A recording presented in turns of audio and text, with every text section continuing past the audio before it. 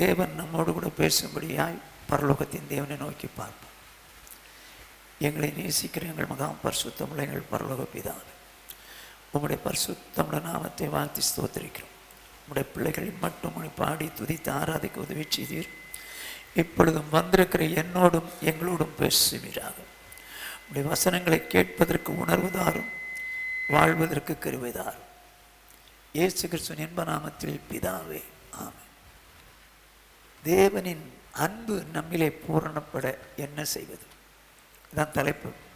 1 யோவான் 4வது அதிகாரம் 8-10. அன்பில்லாதவன் தேவனை அறியான், தேவன் அன்பாகவே இருக்கிறார். வேதம் சொல்ல பாருங்க, தேவன் அன்பாகவே இருக்கிறார். அன்பில்லாதவன் தேவனை அறியான். தேவன் எப்படி இருக்கிறாரா? அன்பாகவே இருக்கிறாராம். அன்பாக இருக்கிறார் இல்லை, அன்பாகவே இருக்கிறார். எப்படி அறியலாம்? வாசிங்க. தம்முடைய ஒரே பேரான குமாரனாலே நாம் பிழைக்கும்படிக்கு தேவன் அவரை இவ்வுலகத்திலே அனுப்பினதினால் தேவன் நம்மேல் வைத்த அன்பு வெளிப்பட்டது. என்னவா? தேவன் தம்முடைய குமாரனாகிய இயேசு கிறிஸ்துவை உலகத்திற்கு நாம் பிழைக்கும்படிக்கு தேவன் அவரை உலகத்திலே அனுப்பினதனால் என்னவா? அவருடைய அன்பு வெளிப்பட்டது. நாம் இயேசு கிறிஸ்துவினாலே பிழைக்க வேண்டும். அப்படின்னா நரகத்துக்கு போயிடக்கூடாது, பரலோக ராஜ்யம் போகணும் அப்படின்னு சொல்லி தேவன் விரும்பினபடினாலே தேவன் தம்முடைய குமாரனாலே நாம் பிழைக்கும்படிக்கு அவரை என்ன பண்ணாரா? உலகத்துக்கு அனுப்பினாராம். இப்போ இயேசு கிறிஸ்துவினாலே தான் நானும் நீங்களும் பிழைக்க முடியும். பிழைக்கிறது என்னன்னா பரலோகத்துக்கு போக முடியும். பாவத்தின் சம்பளம் மரணம், தேவனுடைய கிருபை வரமோ நம்முடைய கர்த்தராகிய இயேசு கிறிஸ்துவினால் உண்டான நித்திய ஜீவன். இயேசு கிறிஸ்துவினால் உண்டான நித்திய ஜீவன். அப்போ இயேசு கிறிஸ்துவினால் தான் மட்டும்தான் நம்ம நித்திய ஜீவன் பிழைக்க முடியும். அதனால தான் தேவன் தம்முடைய குமாரனாலே நாம் பிழைக்கும்படிக்கு நம்ம மேலே அன்பு வச்சு குமாரனை கொடுத்தார். அப்போ இயேசு கிறிஸ்துவை ஏற்றுக்கொண்டு நமக்கு பலியானார், ரத்தனார், மரித்தார், 3ஆம் நாள் உயிரோடு எழுப்பினார் அப்படிங்கிறத விசுவாசித்து ஆண்டவர்கிட்ட மன்னிப்பு கேட்டு அவரை ஏற்றுக்கொண்டால் தேவனுடைய அன்பை நம்ம பெற்றுக்கொள்கிறோம். இயேசுவை ஏற்றுக்கொள்கிறோம். நல்லா புரிஞ்சுக்கங்க, நல்லா புரிஞ்சுக்கங்க. இப்போ ரட்சிக்கப்படாத யாராவது இருந்தால் உங்களுக்கு சொல்கிறேன், உங்களுக்கு இயேசு வேணுமா? இயேசு வேணுமா? அப்படின்னா தேவனுடைய அன்பை நீங்கள் ஏற்றுக்கொள்கிறீங்கன்னு அர்த்தம். இயேசு எனக்கு வேணாம், நான் ரட்சிக்கப்பட மாட்டேன், இயேசுலாம் எனக்கு வேண்டாம் அப்படின்னு சொன்னீங்கன்னா தேவனுடைய அன்பை நீங்கள் ஏற்றுக்கொள்ள தயாரில்லை. தேவனுடைய அன்பை ஏற்றுக்கொள்ள தயாரில்லை. இப்போ நம்ம பர்த்டே கொண்டாடுறதில்ல, யாரோ ஒரு தம்பி, ஐயா இன்னைக்கு பர்த்டே, இந்தாங்க ஐயா நான் உங்களுக்கு ப்ரெசன்ட் கொடுக்குறேன் அப்படின்னு சொல்லி ஏதாவது கொடுக்குறான்னு வச்சுங்க, நம்ம ஏற்றுக்கிட்டா என்ன அர்த்தம்? அவன் மேலே அன்பாக இருக்கிறவன் அர்த்தம். நல்லா கவனமாக கேட்டுங்க, அவன் மேலே அன்பாக இருக்கிறவன் அர்த்தம். நான் ஏற்றுக்கலைன்னா எனக்கு வேண்டாம்ப்பா அப்படின்னு அர்த்தம் என்ன? நான் அவன் மேலே அன்பாக இல்லைன்னு அர்த்தம். பிதாவாகிய தேவன் நம்ம மேலே அன்பு செலுத்தி தான் குமாரனை கொடுக்குறார். நீ குமாரனை ஏற்றுக்கிட்டால் அவர் மேலே அன்பாக இருக்கிறன்னு அர்த்தம். நீ ஏற்றுக்கொள்ளாவிட்டால்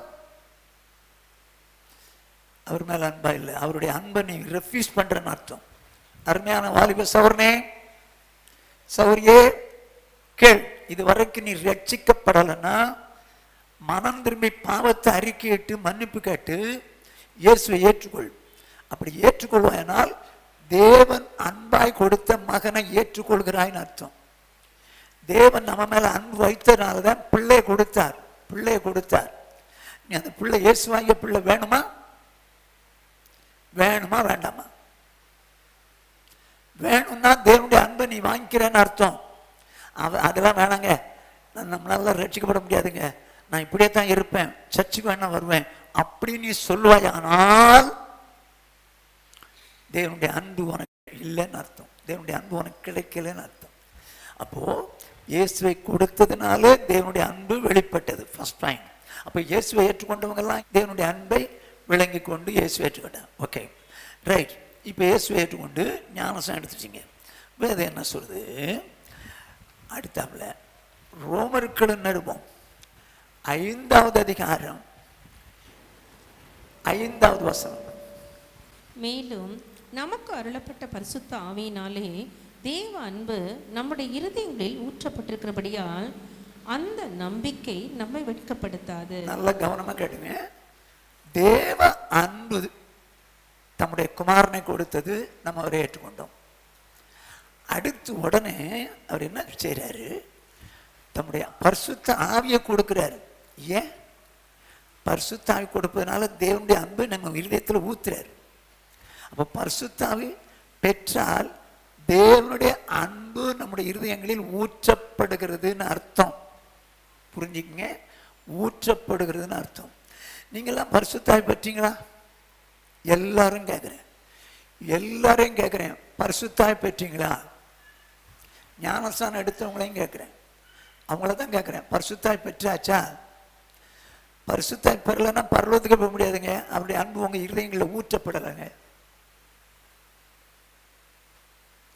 கட்டாயம் பரிசுத்த ஆவி பெறணும்.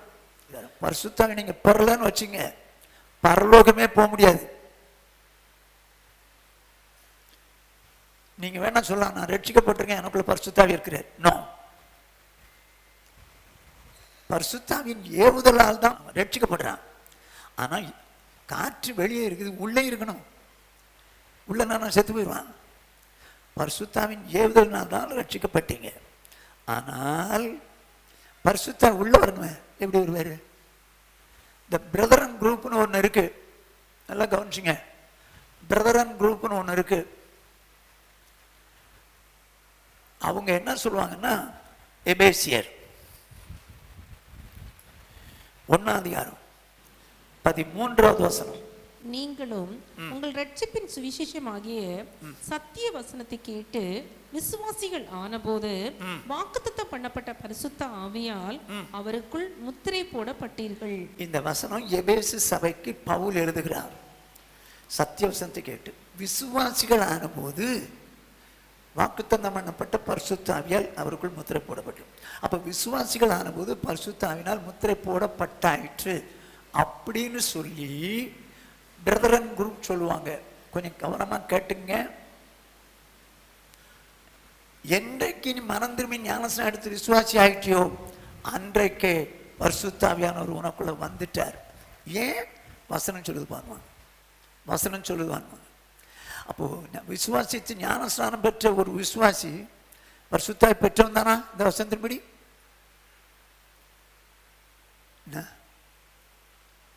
எங்க இது எபேசு சபைக்கு எழுதுகிறார். எழுதினவர் யார்? பவுல். ஏன் எழுதுறார் பாருங்க. அப்போஸ்தலர் 19ஆம் அதிகாரம் 1ஆம் வசனத்திலிருந்து வாசிங்க.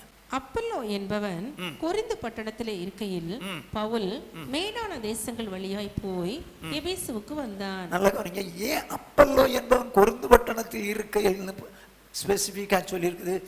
அப்பல்லோ தான் இந்த எபேசுல சபையில் நடத்தினவன். தற்சமயம் அவன் என்ன பண்ணிட்டான்? கொரிந்து பட்டணத்துக்கு போயிருக்கான். அந்த சூழ்நிலையில பவுல் எங்க வந்துட்டாரு? எங்க? எபேசுக்கு வந்திருக்காரு. அங்கே சில சீஷரை கண்டு நீங்கள் விசுவாசிகள் ஆனபோது பரிசுத்த ஆவியை பெற்றீர்களா என்று கேட்டான். என்னங்க? நீங்கள் விசுவாசிகள் ஆனபோது பரிசுத்த ஆவியை பெற்றீர்களா என்று கேட்டான். எபேசு 1:13 சொல்லுது, நீங்கள் விசுவாசி ஆனபோது பரிசுத்த பெற்றீர்கள் இருக்கு. என்னடா அது? எங்க விசுவாசியான போது பரிசுத்த பெற்றது உண்மைன்னா, இங்க பார்த்த விசுவாசிகளை பார்த்துட்டு நீங்க விசுவாசி தானே, அப்ப பரிசுத்த பெற்றவங்க தானே, அப்படித்தான் சொல்லியிருக்கணும், அப்படித்தான் சொல்லியிருக்கணும். ஆனால் நீங்கள் விசுவாசிகள் ஆன போது பரிசுத்த பெற்றீர்களா? இவங்க விசுவாசிங்க, இவங்க விசுவாசிகள். பரிசுத்த பெற்றீர்களா? பரிசுத்த பெறுவது அனுபவங்க, அனுபவம். அது ஒரு அனுபவம். பால்குமார்கிட்ட கேட்குறேன், உனக்கு கல்யாணம் ஆயிடுச்சாப்பான்னு. அனுபவம் இருக்கிறதுனால ஆமான்றான் பாருங்க. பரிசுத்தாய் பெற்றாச்சான்னு அந்த அனுபவம் இருக்கணும். நீங்கள் பெற்ற அனுபவம் இருந்துச்சுன்னா நடக்கிறது வேற. இப்படி சொல்கிறேன் பாருங்க, கொஞ்சம் புரிஞ்சுக்கங்க, கொஞ்சம் புரிஞ்சுக்கங்க, புரிஞ்சுக்கங்க. ஞானஸ்தானம் எடுத்தோன்னா பரிசுத்தாய் வந்துருச்சுன்னு எவனாவது சொன்னால் ஏற்றுக்கொள்ளாதீங்க. நான் எப்படின்னு உங்களுக்கு சொல்கிறேன். இந்த வசனத்தை தான் சொல்லுவாங்க. எப்படின்னு சொல்கிறேன், வாசிங்க தொடர்ந்து. அதற்கு அவர்கள் பரிசுத்த ஆவி உண்டு என்பதை நாங்கள் கேள்விப்படவே இல்லை என்றார்கள். விசுவாசிகள்ங்க பரிசுத்த ஆவி பற்றி நாங்கள் கேள்விப்படலைன்றாங்க. அப்பொழுது அவன், அப்படியானால் நீங்கள் எந்த ஞானஸ்நானம் பெற்றீர்கள் என்றான். அதற்கு அவர்கள், யோவான் கொடுத்த ஞானஸ்நானம் பெற்றோம் என்றார்கள். அப்பொழுது பவுல், யோவான் தனக்கு பின் வருகிறவராகிய கிறிஸ்து இயேசுவில் விசுவாசிகளா இருக்க வேண்டும் என்று ஜனங்களுக்கு சொல்லி மனந்திரும்புதலுக்கு ஏற்ற ஞானஸ்நானத்தை கொடுத்தானே என்றான். அதை கேட்டபோது அவர்கள் கர்த்தராகிய இயேசுவின் நாமத்தினாலே ஞானஸ்நானம் பெற்றார்கள். இப்ப முதல்ல ஒரு ஞானஸ்நானம் எடுத்தாங்க. அந்த ஞானஸ்நானம் தப்பா ரைட்டா?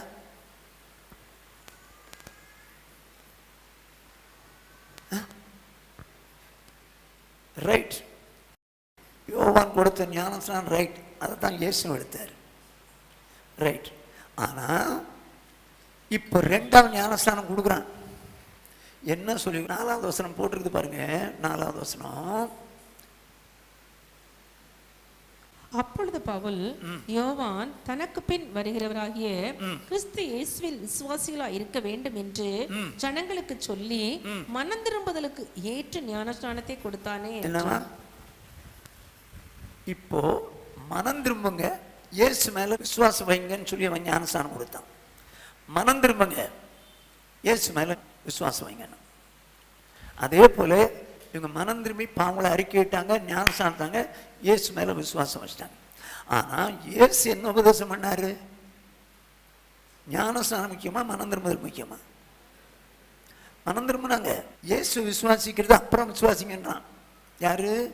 யோவான் ஸ்நானன். இயேசு என்ன சொன்னாரு?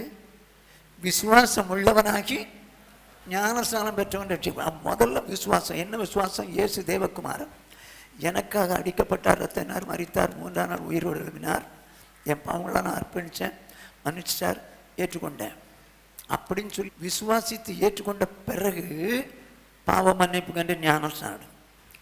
அவன் சொன்னது வேற, இயேசு சொன்னது வேற. ஸோ இப்போ மனம் திரும்பிட்டோம், ஞானஸ்நானம் எடுத்தாச்சு. ஓகே, இவனும் ஞானஸ்நானம் கொடுத்துட்டான். ஞானஸ்நானம் எடுத்துட்டாலே எபேசியர் 1:13 படி என்ன அர்த்தம்? விசுவாசிகள் ஆகிட்டீங்க, பரிசுத்தாவே பெற்றீங்கன்னு அர்த்தம். அந்த வசனத்தின்படி எங்க ஞானஸ்நானம் எடுத்தா பரிசுத்தாவை பெற்றாங்கன்னு சொல்லி தாங்க இந்த பிரதரன் குரூப் பேசுவாங்க. என்னைக்கு ஞானஸ்நானம் எடுத்தீங்களோ அன்றைக்கே பரிசுத்தாவில் வந்துட்டார், அப்படிதான் பேசுவாங்க. ஆனா இல்லை இல்லை இல்லை. இப்போ அவன் ஞானஸ்நானம் கொடுத்தான், என்னாச்சு? இது எபேசியர் 1:13 போட்டிருக்குது, அப்படிதானா? இப்ப 5வது வசனத்தை வாசி. அதை கேட்டபோது அவர்கள் கர்த்தராகிய இயேசுவின் நாமத்தினாலே ஞானஸ்நானம் பெற்றார்கள். சரி, இப்ப ஞானஸ்நானம் பெற்றால் பரிசுத்தாய் வந்திருந்தானே அந்த வசனத்தின்படி வரல. என்ன நடக்குதுன்னு பாருங்க. அல்லாமலும் பவுல் அவர்கள் மேல் கைகளை வைத்தபோது பரிசுத்த ஆவி அவர்கள் மேல் வந்தார். ஒரு நிமிஷம். பவுல் ஞானஸ்நானம் கொடுத்துட்டான், கொடுத்துட்டு கைகளை வைத்தான், பரிசுத்த ஆவி வந்தார். எப்படி கண்டுபிடிக்கலாம்? நான் ஒரு தம்பி தலையில கையை வச்சு பரிசுத்த ஜோம் பண்ணிச்சு, பரிசுத்தாவி வந்தாச்சு போப்பான்னா அவனுக்கு எந்த ஃபீலிங்கும் இல்லை, ஒன்றும் நடக்கலை, அவன் எப்படி பரிசுத்தாவி பெற்றாச்சுன்னு சொல்லுவான்? பரிசுத்தாவி வந்தார். ஞானஸ்நானம் எடுத்தோன்னா பரிசுத்தாவி வந்தாச்சு இல்லை, பரிசுத்தாவி வந்தார். சரியா? இப்போ பரிசுத்தாவி வந்துட்டார். எப்படி கண்டுபிடிக்கலாம்? அடுத்த வசனம் சொல்லி பாருங்க. அப்பொழுது அவர்கள் அந்நிய பாஷைகளை பேசி தீர்க்க தரிசனம் சொன்னார்கள். கர்த்தருக்கு மகிமை உண்டாகட்டும். என்ன சொல்லுவாருங்க? இந்த பரிசுத்தாய் வந்த உடனே அப்பொழுது அவர்கள் அந்நிய பாஷைகளை பேசி தீர்க்க தரிசனம். பரிசுத்தாவி வரும்போது அந்நிய பாஷை பேசுவாங்கங்க, அந்நிய பாஷை பேசுவாங்க. அடுத்து தீர்க்க தரிசனங்கிறது வரும், தீர்க்க தரிசனங்கிறது வரும். தயவுசெய்து நல்லா கவனிச்சிங்க. பரிசுத்தாவி பெறாமல் தீர்க்க தரிசனம் வராது. பரிசுத்தாவி வந்த பிறகுதான் 9 வாரம் இருக்கு. அப்போ பரிசுத்தாவி பெற்றிருக்காங்க, அந்நிய பாஷை பேசினாங்க. இது பரிசுத்தாவி வந்ததற்கு அடையாளம், அடையாளம். சரியா? இப்போ ஞானஸ்தானம் எடுத்துட்டா பரிசுத்தாவி வந்தாச்சுன்னு சொல்றாங்க. அப்ப ஞானஸ்தானம் எடுக்க முன்னால பரிசுத்தாவி வருமா? பேதுரு கொர்நேலி வீட்டில் பிரசங்கம் பண்ணிட்டு இருந்தான். பிரசங்கம் பண்ணிக்கிட்டு இருக்கும் போதே கேட்டுக்கிட்டு இருந்த யாவர் மேல என்ன ஆனா பரிசுத்தாவினை இறங்கினார், இறங்கினார். அவர்கள் தேவன் தந்தருளினார் வரத்தின்படி பாஷை பேசினார். நல்லா கவனிச்சுங்க, இறங்கினார். எப்படி கண்டுபிடிச்சாங்க? பாஷை பேசினாங்க. அதைத்தான் அவங்களும் சொல்றாங்க, நம்மை போல் பரிசுத்தாய் பெற்ற இவர்களுக்கு தண்ணீரை விளக்கலாமான்னு ஞானஸ்தானம் கொடுத்தாங்க. அப்ப ஞானஸ்தானம் கொடுக்கும் முன்னாலே பரிசுத்தாய் பெற முடியுமா? முடியும், முடியும். ஞானஸ்தானம் எடுத்த பிறகும் பரிசுத்தாய் பெறாம இருக்க முடியும். எப்படின்னா, பிலிப்பு சமாரியாவில் ஞானஸ்தானம் கொடுத்து வச்சிருக்கிறான். ஆனா பேதுருவும் யோவானும் எருசலேம் இருந்து இங்க பார்க்குறாங்க. பரிசுத்தாய் பெறாமல் ஞானஸ்தானம் மாத்திரம் பெற்றிருக்கிறதாக கண்டுன்னு இருக்கும். ஆனால் பரிசுத்தாய் பெறல, ஞானஸ்தானம். அருமையானே, நல்லா கவனிச்சிங்க. ஞானஸ்தானம் எடுத்துட்டனால பரிசுத்தாய் வந்தார்னு என்னைக்கும் கணக்கு போட்டு தப்பு கணக்கு பண்ணிடாது. ஞானஸ்தானம் எடுத்தவங்க கட்டாயம் பரிசுத்தாய் பெற்றே ஆகணும். பரிசுத்தாய் பெறலைன்னா பரலோகத்துக்கே போக முடியாது. ஆனால் இப்போ ஏன் ஆண்டவர் பிதாவாகிய தேவன் இந்த பரிசுத்த ஆவியை நமக்குள்ள இருதயத்தில் ஊற்றினாரு? அவருடைய அன்புங்க, அவருடைய அன்பு. இந்த ரட்சிக்கப்பட்ட இயேசுனால இந்த பரிசுத்த ஆவியானவர் வந்த பிறகு அவர் அன்புனால அதை ஊற்றினால இந்த பரிசுத்த ஆவியானவர் தான் என்ன செய்கிறார் தெரியுமா? வாசிங்க. இப்போ யோவான் எழுதின சுவிசேஷம் 14வது அதிகாரம் 26வது. என் நாமத்தினாலே பிதா அனுப்ப போகிற பரிசுத்த ஆவியாகிய தேற்றரவாளனே எல்லாவற்றையும் உங்களுக்கு போதித்து நான் உங்களுக்கு சொன்ன எல்லாவற்றையும் உங்களுக்கு நினைப்பூட்டுவார். அப்ப பரிசுத்த ஆவியை ஏன் தந்தாரு நமக்குள்ள?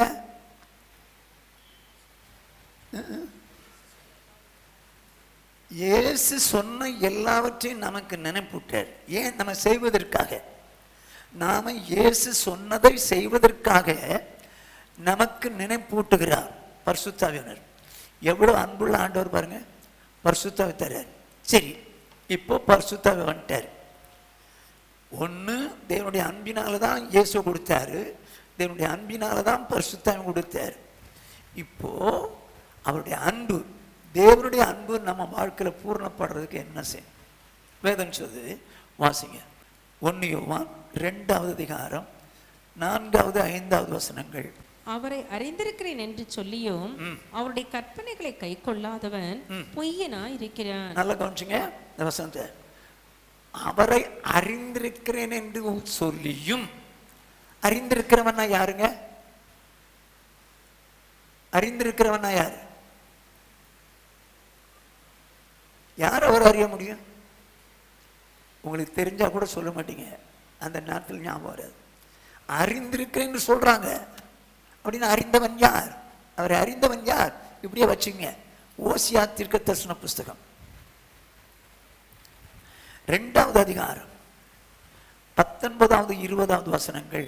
நித்திய விவாகத்துக்கென்று உன்னை எனக்கு நியமித்துக் கொள்ளுவேன். என்ன சொல்றாரு? நித்திய விவாகத்துக்கென்று உன்னை எனக்கு நியமித்துக் கொள்வேன். நியமிக்கிறது என்ன? நிச்சயம் பண்றது. நித்தியமான ஒரு விவாகத்துக்குன்னு ஒன்னை நியமிச்சு கொள்றேன். நீதியும் நியாயமும் கிருபையும் உருக்க இரக்கமுமாய் உன்னை எனக்கு நியமித்துக் கொள்ளுவேன். நியமித்துக் கொள்கிறேன். உண்மையாய் உன்னை எனக்கு நியமித்துக் கொள்ளுவேன். சரி, நீ கர்த்தரை அறிந்து கொள்ளுவாய். நீ கர்த்தரை அறிந்து கொள்வாய். யார் கர்த்தரை அறிந்து கொள்வார்கள்? இயேசுவுக்கு நியமிக்கப்பட்டவர்கள்.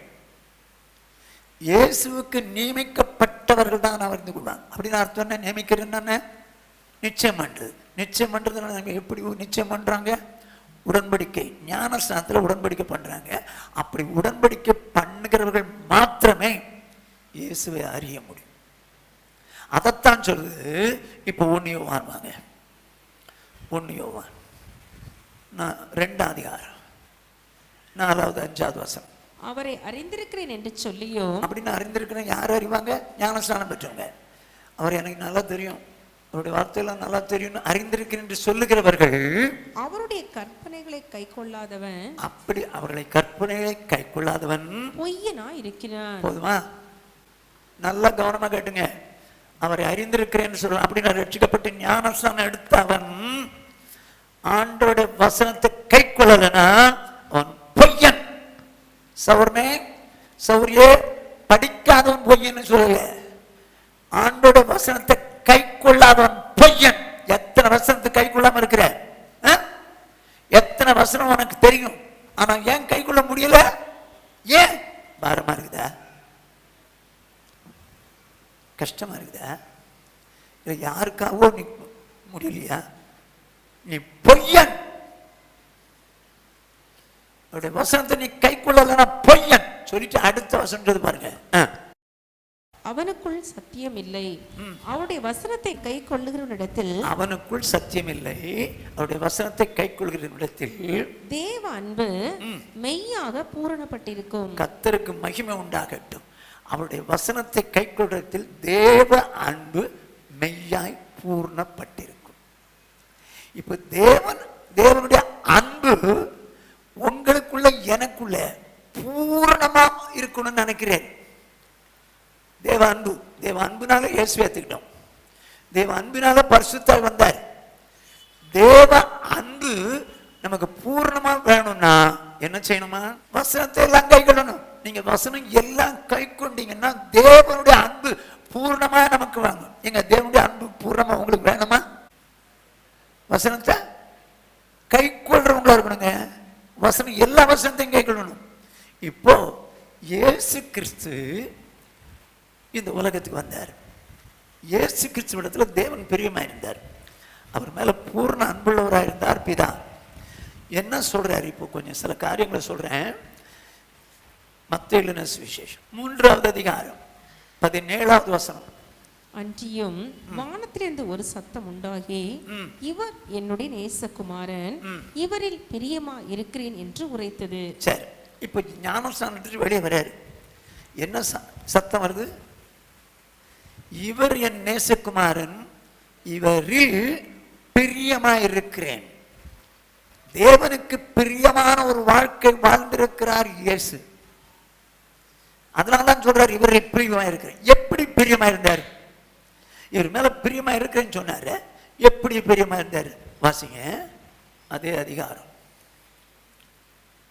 13ஆம் வசனத்திலிருந்து 17 வரைக்கும். அப்பொழுது யோவானால் ஞானஸ்நானம் பெறுவதற்கு இயேசு கலிலியாவை விட்டு யோர்தானுக்கு அருகே அவனிடத்தில் வந்தார். ஞானஸ்நானம் பெறும்படிக்கு யோர்தான் கரைக்கு யோவானிடத்தில் வந்திருக்கிறார். கொஞ்சம் கவனம் காட்டுங்க. யோவான் அவருக்கு தடை செய்து, நான் உம்மாலே ஞானஸ்நானம் பெற வேண்டியதா இருக்க நீர் என்னிடத்தில் வரலாமா என்றான். என்ன கேக்குறான்? ஐயா, உம்மாலே ஞானஸ்நானம் பெற இருக்க நீங்க என்கிட்ட வரலாமா? அவனுக்கு புரிஞ்சு போச்சு இவர் தேவகுமாரன். அதனால அவன் சொல்றான். உடனே இயேசு என்ன சொல்றாரு பாருங்க. இயேசு அவனுக்கு பிரதித்திரமாக, இப்பொழுது இடங்கொடு, இப்படி எல்லா நீதியையும் நிறைவேற்றுவது நமக்கு ஏற்றதா இருக்கிறது என்றார். என்ன சொல்றாரு? இப்பொழுது இடங்கொடு, இப்படி எல்லா நீதியையும் நிறைவேற்றுவதா இருக்கிறது என்று சொன்னார். அடுத்த வசனம். அப்பொழுது அவருக்கு இடம் கொடுத்தான். இயேசு ஞானஸ்நானம் பெற்று ஜலத்திலிருந்து கரையேறின உடனே இதோ வானம் அவருக்கு திறக்கப்பட்டது. தேவ ஆவி புறாவை போல இறங்கி தம்மில் வருகிறதை கண்டார். அன்றியும் வானத்திலிருந்து ஒரு சத்தம் உண்டாகி, இவர் என்னுடைய நேசகுமாரன், இவரில் பிரியமா இருக்கிறேன் என்று உரைத்தது. இப்போதான் சத்தம் கேக்குது. இவரின் நேசகுமாரன், இவரில் பிரியமா இருக்கு. எப்போ இந்த சத்தம்? ஆண்டவருக்கு பிரியமானது செஞ்சார். ஞான ஸ்நானங்கிறது 10 ரீசன்ஸ் இருக்கு. அதில் ஒன்று நீதி. நீதிங்கிறது தேவனுடைய நியாயம். இயேசு பாவம் மன்னிக்கப்படுறதுக்காக ஞானஸ்நானம் எடுக்கல.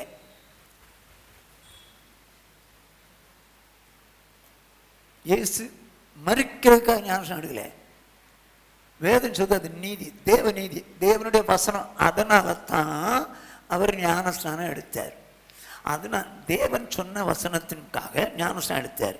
அதனால தான் பிதாவாகிய தேவன் சொல்றாரு, இவர் என் நேசகுமாரன், இவரில் பிரியமா இருக்க, எனக்கு என் நீதியை நிறைவேற்றிட்டார்ப்பா அப்படின்னு சொல்லி எனக்கு பிரியமானவர்னு சொல்றாரு. அப்படின்னா என்ன, நீங்க வசந்திப்படி வாழ்ந்தீங்கன்னாலும் ஆண்டவர் சொல்வாரு, எனக்கு இவன் பிரியமானவன். இயேசு இந்த பூமியில இருந்தபோது பிதாவுக்கு பிரியமானதை செஞ்சார். வேதம் அப்படிதான் சொல்லுது. யோவான் 8:29 என்னை அனுப்பினவர் என்னுடனே கூட இருக்கிறார். பிதாவுக்கு பிரியமானவைகளை நான் எப்பொழுதும் செய்கிறபடியால் அவர் என்னை தனியே இருக்க விடவில்லை. என்ன சொல்றாரு? பிதாவுக்கு பிரியமானவைகளை எப்பொழுதும் செய்கிறபடினால். இந்த இயேசு தன்னுடைய சுய எண்ணத்தின்படி நடக்க மாட்டாரு. பிதாவுக்கு பிரியமானவளை எப்பொழுதும் செய்கிறபடினால் பிதா இவரை தனியே இருக்க விடவில்லை. கவனமா கேட்டுங்க. எப்படி செஞ்சார்? பிதாவுக்கு பிரியமானதை எப்படி செஞ்சார்? வாசிங்க. யோவான் எழுதின சுவிசேஷம் 5வது அதிகாரம் 19வது 20வது வசனங்கள். அப்பொழுது இயேசு அவர்களை நோக்கி, மெய்யாகவே மெய்யாகவே நான் உங்களுக்கு சொல்லுகிறேன், பிதாவானவர் செய்ய குமாரன் காண்கிறது எதுவோ அதையே அன்றி வேறு ஒன்றையும் தாமாய் செய்ய மாட்டார். அவர் எவைகளை செய்கிறாரோ அவைகளை குமாரனும் அந்தபடியே செய்கிறார். பிதாவானவர் செய்ய காண்கிறது எதுவோ அதையே அன்றி வேறொன்றையும் தாமா செய்ய மாட்டார். செய்ய முடியுமா? அவருக்கு தாமா செய்ய முடியுமா? முடியும், ஆனா செய்ய மாட்டார். ஏன்னா பிதாவுக்கு பிரியமானவர் செய்யணுங்கிறது அவருடைய நோக்கம். தாமா ஒன்றும் செய்ய மாட்டார். அவர் எவைகளை செய்கிறாரோ அவைகளை குமாரனும் அந்தபடியே செய்கிறார். பிதாவுக்கு பிரியமானது எப்பொழுதும் செய்யணும்னு நினைக்கிறார். கொஞ்சம் கவனமா கேட்டுங்க. இப்போ எப்படி பிதாவுக்கு பிரியமானதை செஞ்சார்? என் பிதாவுக்கு பிரியமானதை எப்பொழுதும் செய்கிறபடினால் அவர் என்னை தனியே இருக்க விடவில்லை. அப்ப பிதா கூடவே இருந்திருக்கிறார். ஏன்னா பிதாவுக்கு பிரியமானதை செஞ்சிருக்கிறார். எப்படின்னு சொல்லி நான் வேதத்திலும் சொல்றேன். பிதாவுக்கு பிரியமானதான் செய்வாருங்க. 20ஆம் வசனத்தை வாசிங்க. பிதாவானவர் குமாரனிடத்தில் அன்பா இருந்து தாம் செய்கிறவைகளை எல்லாம் அவருக்கு காண்பிக்கிறார். நீங்கள் ஆச்சரியப்படத்தக்கதாக இவைகளை பார்க்கிலும் பெரிதான கிரியைகளையும் அவருக்கு காண்பிப்பார். அவருக்கு ஏன் காமிக்கிறாரு? அவர் பிதாவுக்கு பிரியமாக எப்பவும் செய்யறதுனால அவருக்கு திரும்ப திரும்ப காமிச்சிட்டே இருக்கிறேன். நீங்களும் நானும் கூட தேவனுடைய வார்த்தை கீழ்ப்படிஞ்சீங்கன்னா சொல்லி தருவார். யோவான் 14:21 வசனம். என் கற்பனைகளை பெற்றுக்கொண்டு அவைகளை கை கொள்ளுகிறவனே என்னிடத்தில் அன்பா இருக்கிறான். பெற்றுக்கொண்டு கை கொள்றவன் அன்பா இருக்கிறான். என்னிடத்தில் அன்பா இருக்கிறவன் என் பிதாவுக்கு அன்பா இருப்பான். நானும் அவனில் அன்பா இருந்து அவனுக்கு என்னை வெளிப்படுத்துவேன். என்ன சொல்றாரு? என்னுடைய கற்பனைகளை பெற்றுக்கொண்டு கை கொள்கிறவன் என்னில் அன்பா இருக்கிறான். என் பிதாவும் அவன் மேல பிரியமா இருக்கிறார். பிதா என்ன செய்வாரா? மேலும் அவனுக்கு கற்றுக் கொடுப்பாராம். மேலும் இயேசுதான் சொல்றாரு, என்னிடத்தில் அன்பா இருந்து என் கற்பனைகளை கற்றுக்கொள்கிறவன் பிதாவன் அன்பா இருக்கிறான். நான் அவனிடத்தில் அன்பா இருந்து இன்னும் அவனுக்கு என்னை வெளிப்படுத்துவேன்றாரு. அப்படி ஆனால் நீங்களும் நானும் ஆண்டோட வசனத்தின்படி செய்ய செய்ய செய்ய தேவன் நமக்கு வார்த்தைகளை வெளிப்படுத்திக்கிட்டே இருப்பார். சரி, இப்போ பிதாவாய் தேவனுக்கு முன்பாக இயேசு கிறிஸ்து எப்படி பிரியமானவளை செய்தார்? ஒரு 5 காரியம் உங்களுக்கு சொல்றேன், கொஞ்சம் புரிஞ்சுங்க. 5 காரியம் வாசிப்போம். எபிரேயர் நிருபம் ஜீசஸ் 10வது அதிகாரம் 6வது 7வது வசனங்கள். சர்வாங்க தகன பலிகளும் பாவ நிவாரண பலிகளும் உமக்கு பிரியமானது அல்ல என்றீர். என்னவா 6ஆம் வசனம் சொல்லுது, சர்வாங்க தகன பலிகளும் பாவ நிவாரண பலிகளும் உமக்கு பிரியமானது அல்ல என்று. இப்ப தேவனே சொல்றாரு. முதல்ல சொன்னவர் அவர் தான். சர்வாங்க தகனி பலியிடணும், பாவ நிவர்த்தி பலியிடணும்னு சொன்னவர் அவர் தான். ஆனா இப்ப அவன் பாவம் செஞ்சுட்டு ஒரு ஆட்டை பலியிட்டுறான், ஒரு மாட்டை பலியிட்டுறான், ஒரு பாவத்தை செய்யறதுக்கு துணிஞ்சே செய்யறான். சர்வாங்க பலியும் பாவ நிவாரண பலியும் உங்களுக்கு பிரியம் இல்லைன்னு சொல்லிட்டீங்கல்ல, இதோ உமக்கு பிரியமான செய்ய நான் வருகிறேன். எனக்கு இது பிரியம் இல்லை, ஆகையினாலும் எனக்கு பிரியமான செய்யறதுக்கு நீ போ அப்படின்னு சொல்லவே இல்லை, சொல்லவே இல்லை. இவரே தான் வாலண்டியரா சொல்றாரு. அது உங்களுக்கு பிரியம் இல்லைல்ல, அது உங்களுக்கு பிரியம் இல்லைல்ல, இதோ புஸ்தக சுருளில் என்னை குறித்து எழுதியிருக்கிறது, ஆகவே நான் இதோ வருகிறேன், நான் செய்ய வருகிறேன். ஃபர்ஸ்ட் பாயிண்ட், வாலண்டியரா சொல்றாருங்க. ஆண்டவருக்கு பிரியமானது செய்யறதுக்கு வாலண்டியரா வர்றாரு. சௌரனே சௌரியே, தேவன் வேதத்தை எழுதி வச்சிருக்கிறாரு, உமக்கு பிரியமானதை செய்ய நான் வர்றேன் ஆண்டவரே, நான் வர்றேன் அப்படின்னு சொன்னா நீ யார் தெரியுமா? தேவனுடைய அன்பை ருசித்து பார்த்தவன் தேவன் உனக்குள்ள வரும். பைபிள் படிக்கிறிய, இதோ நான் செய்ய வருகிறேன்னு சொல்றியா, இல்ல பைபிள் வாசனம் உனக்கு தெரியும்னு சொல்றியா? பைபிள் படிச்சல, அதன்படி செய்தால் தேவனுடைய அன்பு உனக்குள்ள பூர்ணப்படும். இயேசு பைபிள் என்னை குறித்து எழுதியிருக்கிறது, ஆகவே செய்ய வருகிறேன். உன்னை குறித்து என்னை குறித்து வேதத்தில் எழுதியிருக்குதா? எழுதுனதெல்லாம் நமக்கு தானே. அப்ப நீங்களும் நானும் ஆண்டவர் என்ன வசனம் சொன்னாலும் அப்படியே கீழ்ப்படியுமானால் தேவனுடைய அன்பு நமக்குள்ள பூர்ணப்படும், பூர்ணப்படும். இப்போ எந்த வசனத்துக்காக கீழ்ப்படியாம இருக்கிறீங்களான்னு பாருங்க. எழுதியிருக்கல, உங்களுக்கு உங்களை குறித்து அதில் எழுதியிருக்கல, எதுக்காக கீழ்ப்படியாம இருக்கீங்களான்னு பாருங்க. அதெல்லாம் உங்கள்கிட்ட சொல்ல முடியுமா? நீங்க கீழ்ப்படியலைன்னா எப்படிங்க தேவ அன்பு உங்களிடத்துல பூர்ணப்படும்? இயேசு கிறிஸ்து தேவனுக்கு பிரியமானதை எப்பொழுதும் செய்ய அப்படினால் தேவன் அன்பாகவே இருக்கிறார், அவர் மேல பூர்ணப்பட்டவராக இருக்கிறார். ஆனா நீயும் நானும் தேவனுடைய அன்பு நமக்குள்ள பூர்ணப்படணும்னா அவர் என்ன சொன்னாலும் கேட்கணும். First point. செகண்ட் பாயிண்ட், இயேசு எப்படி பூர்ணப்பட்டார்? அவர் தேவன் மேல அன்பா இருந்து பிரியமானதை செய்தார். யோவான் எழுதின சுவிசேஷம் 2வது அதிகாரம் 1-4. 3ஆம் நாளிலே கலிலேயாவில் உள்ள கானா ஊரிலே ஒரு கல்யாணம் நடந்தது. இயேசுவின் தாயும் அங்கே இருந்தாள். இயேசுவும் அவருடைய சீஷரும் அந்த கல்யாணத்துக்கு அழைக்கப்பட்டிருந்தார்கள். திராட்சரசம் குறைவுபட்ட போது இயேசுவின் தாய் அவரை நோக்கி, அவர்களுக்கு திராட்சரசம் இல்லை என்றாள். அதற்கு இயேசு, ஸ்திரீயே, எனக்கும் உனக்கும் என்ன? என் வேலை இன்னும் வரவில்லை என்றார். என்னமா அங்க அவர் தாயும் கல்யாணம் வீட்டுக்கு போயிருக்கிறார், இவரும் சீசரோடு கூட கல்யாண வீட்டுக்கு அழைக்கப்பட்டிருக்கிறாங்க. தாய் என்ன சொல்றா? திராட்சரசம் குறைப்பட்டது மாதிரி உன்னால் ஏதாவது செய்ய முடியுமா அப்படின்னு தான் கேட்குறேன். திராட்சரசம் குறைப்பட்ட போது இயேசுவின் தாய் அவர்களுக்கு திராட்சரசம் இல்லை என்று சொன்னாள். அப்படின்னா அர்த்தம் என்ன? நீ உனக்கு ஏதாவது செய்ய முடிஞ்சா செஞ்சு திராட்சரசம் கொடுத்துருப்பான்னு சொல்லி.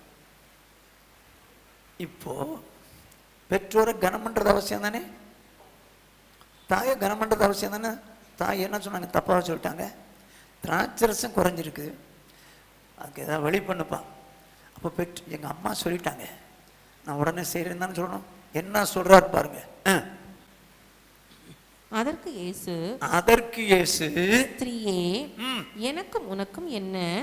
என் வேலை இன்னும் வரவில்லை என்றார். கர்த்தருக்கு மகிமை உண்டாகட்டும். அருமையான சௌரனே சௌரிய கேள், இயேசு எப்படி பிதாவுக்கு பிரியமா இருந்தார் தெரியுமா? தாய் ஒன்ன சொல்றாங்க, தாய் பெருசா பிதா பெருசா அப்படின்னு சொல்லிட்டு, சரியே உனக்கு எனக்கு என்ன, ஏன் வேலை வரல அப்படின்னா, எனக்கு ஒரு வேலையை தேவன் கட்டளையிட்டு இருக்கிறார், அந்த வேலையில் தான் நான் செய்வேனே தவிர நீ சொன்னதுக்காக நான் செய்ய முடியாது. அருமையான சௌரனே சௌரியே, இயேசு கிறிஸ்து தன்னுடைய சொந்த தாயை விட தேவனை நேசித்தார், தேவன் சொல்கிறபடி செய்தார். சௌரியே சௌரனே கேள், ஒருவேளை உன் குடும்பத்துல உன் புருஷன் சொன்னா அதனால தான் நான் செஞ்ச வசத்துக்கு மாறா சொல்லாத. என் மனைவி சொன்னா அதனால தான் செஞ்சேன் அப்படின்னு சொல்லாத. தேவன் சொன்னாரா? தேவன் சொன்னா செய். அப்ப அவருடைய அன்பு பூர்ணமா உனக்குள்ள வரும். ஆனா இன்னைக்கு எங்க அம்மா சொன்னாங்க, எங்க அப்பா சொன்னாங்க, அதனாலதான் இப்படி பண்ணேன். கேளு. அம்மா பெருசா, அப்பா பெருசா, ஆண்டவர் பெருசா? என்ன வாழ்க்கைங்க. உன் குடும்பத்தார் யார் சொன்னாலும் வேதத்தின்படி சொல்றாங்களா பார், கீழ்ப்படி. அதுக்கு மாறா சொன்னா கீழ்ப்படியாத. அது தகப்பனா இருக்கட்டும், தாயா இருக்கட்டும், அக்காவா இருக்கட்டும், அண்ணனா இருக்கட்டும், தம்பியா இருக்கட்டும், ஆண்டவர் சொன்னதுக்கு மாறா சொன்னாங்கன்னா அவங்க சொன்னபடி கீழ்ப்படியாத. தேவ அன்பு உனக்குள்ள பூர்ணமா வரணுமா? தேவ அன்பு வரணுமா? உங்க அப்பா அன்பு வரணுமா? உங்க அப்பா அன்பு உனக்குள்ள வரணுமா? தேவ அன்பு உனக்குள்ள வரணுமா? தேவ அன்பு தான் வரணும். அப்ப அப்பா கொஞ்சம் மாத்தி சொன்னாருன்னா, இவங்க அப்பா சொல்லிட்டாருங்க அதனாலதான் அப்படி செய்வாங்க, சொல்லாத. தேவ அன்பு மேல பூர்ணப்படாது. உங்க அப்பா அன்பு வேணா உனக்குள்ள வரும், உங்க அம்மா அன்பு வேணா வரும். ஆனா இவரோ சொன்னது அம்மா யார சொந்த தாய்ங்க, சொந்த பெத்தெடுத்த தாய் சொல்றாங்க, என் வேலை வரல, என் வேலை வரல. தேவன் எனக்கு எப்ப சொல்றாரு அப்படிதான் செய்வேன். சோர்னே நல்லா கவனிச்சுங்க. உன் குடும்பமா இருக்கட்டும், உன்னோட உறவினரா இருக்கட்டும், யாரா இருந்தாலும் வேதத்துக்கு மாறாய் போறதுக்கு காரியம் சொன்னாங்கன்னா, எங்க அப்பாவே சொல்லிட்டாங்க, எங்க அம்மாவே சொல்லிட்டாங்க, எங்க அக்காவே சொல்லிட்டாங்க, அதனால நான் இப்படி பாரு சொல்லாத. இயேசு தேவனுக்கு பிரியமா இருந்தவர் எப்படி தெரியுமா? தாயை கூட பெருசா நினைக்கல. நீங்க யார பெருசா நினைக்கிறீங்க குடும்பத்துல? இயேசுவையா, புருஷனையா? யார பெருசா நினைக்கிறீங்க? என் புருஷன் கோடு போட்டா நான் தாண்டவே மாட்டேன்ப்பா. ஐய, ஆண்டவர் கோடு போட்டா அது எத்தனை தடவை நான் தாண்டுவேன். ஐயோ ஐயோ, ஆண்டவர் சொன்னா செய்ய மாட்டான், புருஷன் சொன்னா ஆடுவாளாம். ஏன் பிரதர் அப்படியா சொல்றீங்க? என் குடும்பத்துல மாற்றி பிரதர், என் மனைவி கோடு போட்டா நான் தாண்ட மாட்டேன். நான் கோடு போட்டா குதிச்சு குதிச்சு போயிடுவேன், குதிச்சு குதிச்சு போயிடுவேன். தயவுசெய்து குடும்பத்தார் யார், அவர் குடும்பத்துக்கு முதலிடம் கொடுக்கல, தாய்க்கு முதலிடம் கொடுக்கல, கர்த்தருக்கும் தேவனுக்கு முதலிடம் கொடுத்தார். அதனால தேவன் அவர் மேல அன்பாகவே இருந்தார், அன்பாகவே இருந்தார். அன்பாக இருந்து கடைசியில் என்ன பண்ணிட்டு தெரியுமா? கூட்டிட்டு போயிட்டார் மேல. சரி, ஒண்ணு தேவன் குடும்பத்தை விட தேவனை நேசித்து செயல்பட்டார். இரண்டாவதாக அவர் தேவனுக்கு பிரியமானதை எங்க செஞ்சார் பாருங்க. யோவான் எழுதின சுவிசேஷம் 11வது அதிகாரம் 1-6. மரியாளும் அவள் சகோதரியாகிய மார்த்தாளும் இருந்த பெத்தானியா கிராமத்தில் உள்ளவனாகிய லாசர் என்னும் ஒருவன் வியாதிப்பட்டிருந்தான். எனக்கு இந்த வசனத்தை படிக்கும்போது ரொம்ப ஆச்சரியமா இருக்கு. இந்த லாசரு மரியாளுடைய மார்த்தாளுடைய சகோதரங்க. ஆனா என்ன எழுதியிருக்கு பாருங்க, அதுல மரியாளும் அவள் சௌரியாகிய மார்த்தாளும் இருந்த பெத்தானியா கிராமத்தில் உள்ளவனாகிய லாசரு என்னும் ஒருவன் வியாதியா. அப்ப இவங்களுக்கு அவனுக்கு சம்பந்தமே இல்லாத மாதிரி இருக்கு, அந்த ஊர்கார மாதிரி காமிக்குது. அது ஏன் ஆவியான எழுதி வச்சுக்காருன்னு எனக்கு தெரியல. ஆனா வாசிப்போம். கர்த்தருக்கு பரிமள தைலம் பூசி தன் தலைமையினால் அவருடைய பாதங்களை துடைத்தவள் அந்த மரியாளே. சரி, அவளுடைய சகோதரனாகிய லாசரு. இப்போ என்ன எழுதிருக்கு பாருங்க. முதல்ல அந்த ஊர்காரன் இருக்கிறீங்க, இப்ப அவளுடைய சகோதரனாகிய லாசரு வியாதியாயிருந்தான். அப்பொழுது அவருடைய சகோதரிகள், ஆண்டவரே நீ சிநேகிக்கிறவன் வியாதியா இருக்கிறான் என்று சொல்ல அவரிடத்திற்கு ஆள் அனுப்பினார்கள். இப்போ அவன் மரணத்துக்கு ஏதுவான வியாதியா இருக்கிறான். இப்ப சொல்லி அனுப்புறாங்க, ஐயா நீர் நேசிக்கிறவன் வியாதியா இருக்கிறான் அப்படின்னு சொல்றாங்க, சொல்லி அனுப்புறாங்க. அவன் வியாதியா இருக்கிறதாக அவர் கேள்விப்பட்ட போது தாம் இருந்த இடத்திலே பின்னும் 2 நாள் தங்கினார். என்னங்க இது? எங்க வரும்போதெல்லாம் 1+12 சாப்பிடுவாங்க. மார்த்தாள் வீட்டுக்கு வந்தா எத்தனை பேர் சாப்பிடுவாங்க? இயேசு 12 பேரோட தான் வருவார். 12 பேர் வரும்போதெல்லாம் சோறு பொங்கி போட்டாங்க, அக்காவும் தங்கச்சுமா. இப்ப அந்த வீட்டில் தம்பிக்கு ஒரு சீரியஸ் மேட்டர் நடக்குது, சாக போற சிச்சுவேஷன். வரும்போதெல்லாம் அன்பா காமிச்சாங்க, சாக போற சிச்சுவேஷன். ஐயா கொஞ்சம் வந்துட்டு போங்கன்னு சொன்னா கேள்விப்பட்டு 2 நாள் அங்கே தான் இருந்துட்டார், ஊரில் இருந்துக்கிட்டார். எப்படி இருக்கும், எப்படிங்க இருக்கும் இவங்க மாத்தாள் மரியாளுக்கு? இப்போ நீங்கள் காணிக்கை கொடுக்குறீங்க, நான் வரும்போதெல்லாம் நல்ல ட்ரீட் பண்ணுறீங்க, ஏதோ ஸ்நாக்ஸ் கொடுக்குறீங்க, இல்லை சாப்பாடு கொடுக்குறீங்க. உங்கள் வீட்டில் திடீர்னு யாருக்கோ வியாதி வந்துச்சு, பாஸ்டர் வியாதி வந்துச்சு உங்களுக்கு, எங்கள் அம்மாவுக்கு வியாதி வந்துச்சு, உடனே வாங்க பாஸ்டர் அப்படின்னு நீங்கள் சொல்லி அழுதுட்டீங்கன்னு வச்சுங்க, நான் வரலன்னா என்ன பண்ணுவீங்க? இவெல்லாம் மனுஷன். வரும்போதெல்லாம் சோறு கொடுத்தேன், வரும்போதெல்லாம் காணிக்க கொடுத்தேன், அவசரம்னு கூப்பிட்டா வரல பாரு. இவெல்லாம் ஊழியக்காரன், இவன்கிட்ட இனிமே நம்ம போகணுமா? அப்படிதாங்க நினைச்சிருப்பீங்க. இயேசு கேள்விப்பட்டும் அங்க இருந்துட்டார். அப்படின்னா திரும்ப 4 நாள் கழிச்சு போனாரா? ஏன் 4 நாள் கழிச்சு போனாரு? அப்பவே போயிருக்க வேண்டியதானே. அருமையான சகோதரனே, தேவன் சொன்ன நேரத்தில் தான் போவாரே தவிர கூப்பிட்ட நேரத்தில் போக மாட்டார். அப்படியானால் சிநேகிதர் பெருசா? சிநேகிதர் யாரு? லாசர், அவன் அக்கமார் 2 பேரும் சிநேகிதிகள். இப்ப இவங்க பெருசா தேவன் பெருசான்னா இயேசுக்கு யார் பெருசு? இப்ப உங்க சிநேகிதியா இல்ல தேவனா? அவன் ஃப்ரெண்டா தேவனா? ஃப்ரெண்டு சொன்னா நான் போயிட்டேன். எங்கப்பா போயிட்டேன்? இன்னைக்கு ஃப்ரெண்டுக்கு கல்யாணம், அதனால சர்ச்சுக்கு வரல பிரதர். அவன உனக்கு ஃப்ரெண்டா பெருசு? இயேசுவுக்கு அவங்க ஃப்ரெண்ட்ஸ் தான். ஆனால் ஃப்ரெண்ட்ஷிப் எனக்கு பெருசு இல்லப்பா. என் தேவன் தான் எனக்கு முக்கியம், என் தேவன் தான் எனக்கு முக்கியம். நான் யாருக்கு பிரியமா இருக்கிற? ஃப்ரெண்ட்ஸுக்கு பிரியமா இருக்கிறதா இல்ல நான் தேவனுக்கு பிரியமா இருக்கிறதா? யோசித்து பார். பக்கத்து வீட்டுல உங்களுக்கு நண்பர்கள் இருக்கிறாங்க, பக்கத்து வீட்டுல உள்ள உங்களுக்கு பொண்ணுக்கு சடங்கு கொண்டாடுறாங்க. என்னைக்கு? ஞாயிற்றுக்கிழமை. நீங்க என்ன பண்ணுவீங்க? ரொம்ப வேண்டியவங்க கரெக்டா 10 மணிக்கு வச்சிருக்காங்க, நான் போகலன்னா ரொம்ப வருத்தப்படுவாங்க, என் மேல ரொம்ப அஃபெக்ஷனா இருப்பாங்க. ஐயோ என்ன அங்க செஞ்சாலும் கொடுப்பாங்க, அதனால நான் போறேன்னு போனியா? சர்வீஸா இல்ல உன் ஃப்ரெண்டுடைய ஃபங்க்ஷனா? எது முக்கியம்?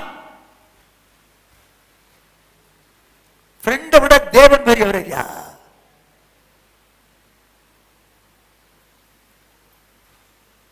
இன்னைக்கு எத்தனை பேர் வசனத்தை விட ஃப்ரெண்ட்ஸ் பெருசுன்னு சொல்லி ஃப்ரெண்ட்ஸுக்கு பின்னால வசனத்துக்கு மாறா நடக்கிறேனே. 1 பெற்றவங்களை காட்டிலும் தேவனை நேசித்தார். 2 ஃப்ரெண்ட்ஷிப்பை விட தேவனை நேசித்தார், ஃப்ரெண்ட்ஸை விட தேவனை நேசித்தார், தேவன் மேல அன்பா இருந்தார். 1 தன்னுடைய குடும்பத்தை விட தேவனை நேசித்தார், தேவன் மேல அன்பு கூர்ந்து நடந்தார். 2வது நண்பர்களை விட தேவனை நேசித்தார். 3வதாக மத்தேயு எழுதின சுவிசேஷம் 16வது அதிகாரம்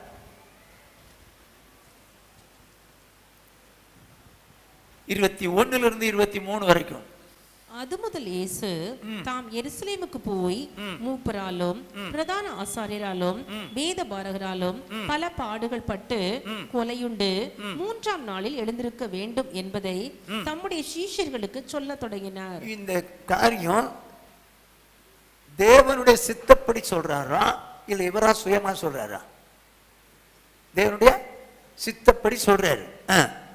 அப்பொழுது பேதுரு அவரை தனியே அழைத்து கொண்டு போய், ஆண்டவரே, இது உமக்கு நேரிடக்கூடாதே, இது உமக்கு சம்பவிப்பது இல்லை என்று அவரை கடிந்து கொள்ள தொடங்கினார். இவன் ரொம்ப அவர் மேல அன்பு கொண்டு சொந்தவனே. ஐயோ ஆண்டவரே, உமக்கு இப்படிலாம் பாடு வரக்கூடாது, கஷ்டங்கள் வரக்கூடாது, வேதனைகள் வரக்கூடாதுன்னு கடிந்து கொள்றான். அவர் மேல இருந்த அன்புல தான் அப்படி கடிந்து கொள்றான். அவரோ திரும்பி பேதுருவை பார்த்து, எனக்கு பின்னாக போ சாத்தானே, நீ எனக்கு இடரலா இருக்கிறாய். தேவனுக்கு ஏற்றவைகளை சிந்தியாமல் மனுஷருக்கு ஏற்றவைகளை சிந்திக்கிறாய் என்றார். இப்ப தேவன் சொல்றாரு, அவர் அடிக்கப்பட்டு நொறுக்கப்பட்டு ரத்தம் சிந்தி மரித்து 3ஆம் நாள் உயிரோடு எழும்பணும்னு சொல்லி சொன்னதை இயேசு சொல்றாரு. இவன் வேண்டான்றான், இவன் வேண்டான்றான். இவன் யாரு? ஆண்டவரால் பிரதான அப்போஸ்தலன் என்று சொல்லப்பட்ட பேதுரு. இவன் வேண்டான்றான். அப்போஸ்தலனாகிய பேதுரு சொன்னது பெருசா, இதை தேவன் சொன்னது பெருசா? தேவன் சொன்னதுதான் பெருசு. எந்த ஊழியக்காரனாவது வசனத்துக்கு மாறா அவங்க எங்காவது சொன்னான்னா, அவர் பெரியவருங்க, அவர் சொன்னா சரியா இருக்கும், சொல்லாத சொல்லாத. அந்த ஊழியக்காரன் பெருசு இல்ல, என் தேவன் பெரியவர். அந்த ஊழியக்காரன் வசனத்தை வசனமா சொன்னான்னு வச்சுங்களேன், வசனத்தை வசனமா சொன்னான்னு வச்சுங்க, அவன் உண்மையானவன். ஆனால் இன்னைக்கு நிறைய ஊழியக்காரங்க யூடியூப்லயும் டிவிலையும் வந்து வசனத்துக்கு மாறா சொல்றாங்க. Be careful. அவ்வளவு அற்புதம் செய்யறவரே செய்யறார். நான் சொல்றேன், நீ அற்புதம் செஞ்சு அதிசயம் செஞ்சு நீ தேவ சித்தப்படி செய்யலன்னு வச்சுக்கோ, என்ன நடக்கும்? பரலோகத்துக்கு போக முடியாத. நாமத்தினால அற்புதம் செய்தமே செஞ்சப்ப நீ அக்கிரம செய்யக்காரன், வசனத்துக்கு மாறா நடக்கிற.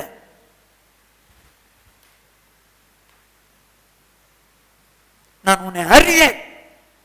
அருமையானவர்களே, நல்லா கவனிச்சுங்க. பேதுரு உங்களுக்கு இது நடக்கக்கூடாதுன்னு சொன்னார். ஆனா என்ன சொன்னார் இயேசு? பின்னாக போ சாத்தானே. தேவனுடைய அன்பை விட்டு பிரிக்கத்தக்கதாய் பேதுரு அந்த வார்த்தை சொல்றான். நோ, எனக்கு பேதுரு முக்கியமா? என் மேல நேசம் கொண்ட பேதுரு முக்கியமா? பிதா முக்கியமா? எனக்கு பிதாதான் முக்கியம், எனக்கு பிதாதான் முக்கியம். சௌரனே சௌரியே, யாரோ ஊழியக்கார வசனத்துக்கு மாறா நடத்துறான்னா அவனை முக்கியம்னு சொல்லாத. அதே நேரத்துல ஒரு விசுவாசி வசனத்துக்கு மாறா இதை செஞ்சா பரவாயில்லன்னு சொல்றான்னு வச்சுக்க, அந்த விசுவாசியினுடைய வார்த்தை கேட்டு வேதத்தை விட்டு விலகி போகாத. சொன்னவர் பேதுரு. அதனால நான் கீழ்படிஞ்சாரு. பேதுருவை விட தேவன் முக்கியம். எனக்கு ஊழியக்காரனை விட தேவன் முக்கியம், விசுவாசியை விட தேவன் முக்கியம். என்ன சொல்றீங்க? ஒரு விசுவாசி, நான் சொல்றேன், புறம்பான அலங்கரிப்பு கூடாது. ஒரு ஊழியக்காரன் டிவியில பிரசங்கம் பண்றாரு, என்ன பண்றாரு? ஒரு செயின் போட்டா தப்பு இல்லை அப்படின்றாரு. உங்களுக்கு எது பிடிக்கும்? சும்மா உதாரணம் சொல்றேன், எது பிடிக்கும்? அவ்வளோ அற்புதம் செய்யறவரே சொல்றாருப்பா, ஒண்ணு போட்டா தப்பு இல்லைன்றாருப்பா. ஐயோ, பின்னாக போ சாத்தானே. எங்க அந்த ஆளு ஊழியக்காரனா இருந்தா வசனம் எல்லாம் சொல்லணும், அவர் மனசுல உள்ளதான் சொல்ற. நான் எதுக்கு சொல்ல வரேன்? இயேசு குடும்பத்தார பிரியப்படுத்தல, தேவனையே பிரியப்படுத்தினார். இயேசு சிநேகிதர்களை பிரியப்படுத்தல, தேவனையே பிரியப்படுத்தினார். இயேசு தான் கூட இருக்கிற பிரதான அப்போஸ்தலனை பிரியப்படுத்தல, தேவனையே பிரியப்படுத்தினார். நீங்களும் நானும் பிதாவுக்கு பிரியமானவளே எப்பொழுதும் செய்தார். ரைட். இன்னொன்னு சொல்றேன் பாருங்க, வாசிங்க. லூக்காளுன சுவிசேஷம் 22வது அதிகாரம் 39 44 வரைக்கும். பின்பு அவர் புறப்பட்டு வழக்கத்தின்படியே ஒலிவமலைக்கு போனார். அவருடைய சீஷரும் அவருடைய கூட போனார்கள். அவ்விடத்தில் சேர்ந்த பொழுது அவர் அவர்களை நோக்கி, நீங்கள் சோதனைக்கு உட்படாதபடிக்கு ஜெபம் பண்ணுங்கள் என்று சொல்லி அவர்களை விட்டு கல்லறை தூரம் அப்புறம் போய் முழங்கால் படியிட்டு, பிதாவே, உமக்கு சித்தமானால் இந்த பாத்திரம் என்னை விட்டு நீங்கும்படி செய்யும். ஆயினும் என்னுடைய சித்தத்தின்படி அல்ல, உம்முடைய சித்தத்தின்படியே ஆக கடவது என்று ஜெபம் பண்ணினார். அப்பொழுது வானத்திலிருந்து ஒரு தூதன் தோன்றி அவரை பலப்படுத்தினார். அவர் மிகவும் வியாகுலப்பட்டு அதிக ஊக்கத்தோடு ஜெபம் பண்ணினார். அவருடைய வேர்வை இரத்தத்தின் பெருந்துளிகளாய் தரையிலே விழுந்தது. இயேசு கிறிஸ்து வியாகுலப்பட்டு ஜெபம் பண்றாரு. அவருடைய வேர்வை இரத்தத்தின் பெருந்துளிகளாய் கீழே விழுது. இயேசு பாரத்தோடு ஜெபம் பண்றாரு, வேர்வெல்லாம் போய் இப்போ வேர்வை எப்படி ஆயிடுச்சு? ரத்தமா வடியுது. எவ்வளவு பலவீனமா இருந்திருப்பாரு, எவ்வளவு பலவீனமா இருந்திருப்பாரு. அப்ப சொல்றாரு, ஆண்டவரே இந்த பாத்திரம் என்னை விட்டு நீங்க கூடுமானால் நீங்கும்படி செய்யும். ஆசை இருந்ததுதான். ஆனா சொல்லிட்டு என்ன சொல்றாரு? ஆகிலும் என்னுடைய சித்தத்தின்படி அல்ல, உம்முடைய சித்தமே. அவருக்கு ஆசை இருந்தா கூட, என் விருப்பம் வேண்டாண்டவரை, உங்க விருப்பம் தான் நிறைவேற்றுவேன். என் சரீரத்திலிருந்து ரத்தம் போகட்டும், என் பலவீனம், என்னுடைய வாழ்க்கையில நான் பலவீனமாகட்டும், ஆனாலும் உங்க விருப்பம் தான்ப்பா என் விருப்பம். ஆண்டவரே உங்களை பிரியப்படுத்த விரும்புறேன். நீங்க நாளைக்கு நான் சாகணுன்றீங்க, அதுக்கு முன்னால இப்படி நான் வேர்வெல்லாம் ரத்தமா போகுது, பரவாயில்ல பரவாயில்ல, உங்க விருப்பத்தை செய்ய விரும்புறேன். இயேசு எப்படி தன்னுடைய சரீரத்திலே பாடு வந்த போதிலும் கூட என் பாடு நீங்கணும்னு சொல்லி நினைக்கல, உங்க சித்தம் தான் நடக்கும். தேவனை பிரியப்படுத்தினாங்க. உன் வாழ்க்கையில பெரிய போராட்டம் பிரச்சனை வந்துச்சுனாலும், ஆண்டவரே உங்களுக்கு பிரியமானதான் நான் செய்வேன், ஆண்டவரே எனக்கு பிரியமானதை செய்யுங்கன்னு சொல்லாத. உங்களுக்கு பிரியமானதான் செய்வேன். ஏன் செய்யணும் அப்படி? அவருக்கு பிரியமானது வசனத்தின்படியே வாழ்ந்தா தேவனுடைய அன்பு நம்மிலே பூர்ணப்படும். தேவ அன்பு உங்கள பூர்ணப்படணுமா? படணுமா? சரி, இப்போ எப்படி பூர்ணப்படும் பாருங்க. தானியேலின் புத்தகம் 9வது அதிகாரம் 22, 23. அவன் எனக்கு தெளிவுண்டாக்கி என்னோட பேசி, தானியேலே உனக்கு அறிவை உணர்த்தும்படி இப்போது புறப்பட்டு வந்தேன். சரி, நீ மிகவும் பிரியமானவன். போதும். நீ மிகவும் பிரியமானவன் சொன்னது யாரு? தூதனா கர்த்தரா?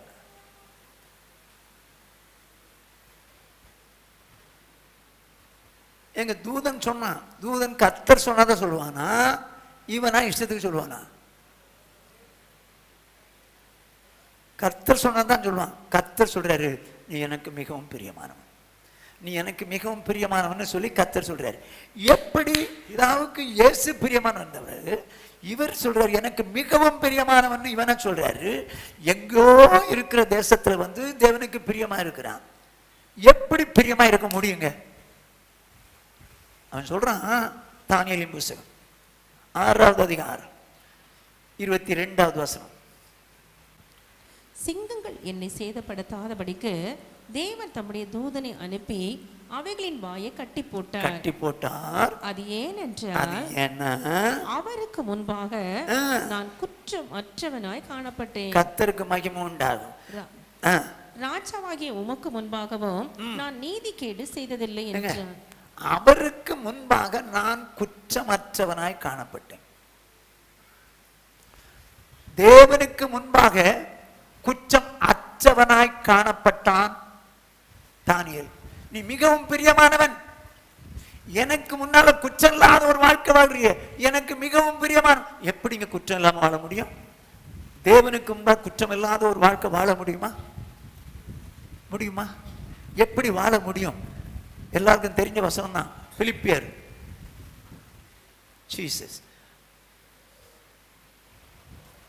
2வது அதிகாரம் 15வது 16வது வசனங்கள். கோணலும் மாறுபாடுமான சந்ததியின் நடுவிலே குற்றமற்றவர்களும் கபடு அற்றவர்களும் தேவனுடைய மாசற்ற பிள்ளைகளுமா இருக்கும்படிக்கு எல்லாவற்றையும் முறுமுறுப்பில்லாமலும் தர்க்கிப்பில்லாமலும் செய்யுங்கள். போதும். என்ன சொல்ற? நீங்க தேவனுக்கு முன்பாக குற்றமற்றவளாய் மாசற்றவளாய் இருக்கணும்னா எல்லாவற்றையும் முறுமுறுக்காம தர்க்கம் பண்ணாம செய்யணும். இப்போ குற்றமற்றவனா வாழ்றது எப்படி? தேவனுக்கு முன்பாக நீங்க குற்றமற்றவனா வாழணுங்க. எப்படி வாழ முடியும்? தேவனுடைய வசனத்தை, எந்த வசனமா இருக்கட்டும், முறுமுறுக்காத, தர்க்கம் பண்ணாத. நான் ரெடி ஆண்டவரே, நான் கீழ்ப்படுறேன். அப்படி கீழ்ப்படிவாயானால் தேவனுக்கு முன்பாய் குற்றமற்றவன், நீ ஒரு பிரியமானவனாயிருப்பாய். ஆமென். இயேசு வரும்போது சபையை பார்த்து என்ன சொல்வார்? என் பிரியமே ரூபவதி நீ எழும்பி வா அப்படின்னு சொல்லுவார். நம்ம சபையை பார்த்து அப்படி சொல்லணும்னு நான் நினைக்கிறேன். உங்களுக்கெல்லாம் அப்படி ஆசை இருக்கா? ஆமே. அப்படி இருந்தா இப்போ என்ன செய்யறது சொல்லி முடிச்சிடறேன். உமக்கு பிரியமான செய்ய எனக்கு போச்சல்லும்.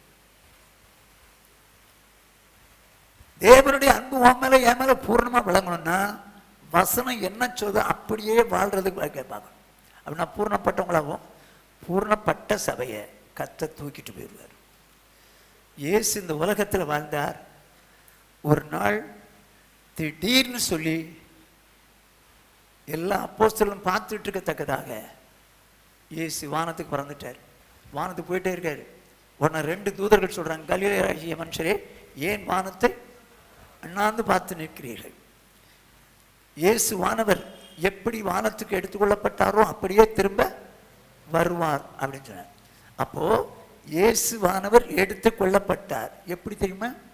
தேவனுடைய அன்பு, தேவனுக்கு பிரியமாய் வாழ்ந்ததுனால தேவனுடைய அன்பு பூர்ணப்பட்டது.